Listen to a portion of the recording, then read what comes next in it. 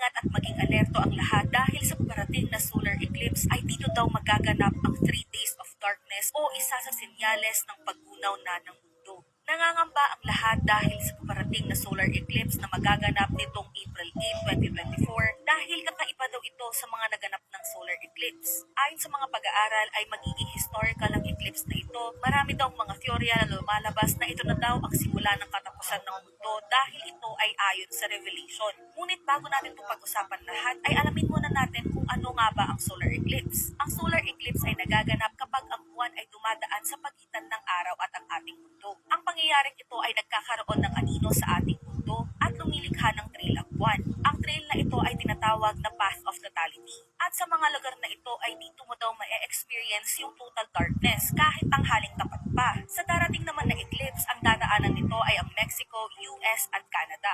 Normal lamang na magkaroon ng solar eclipse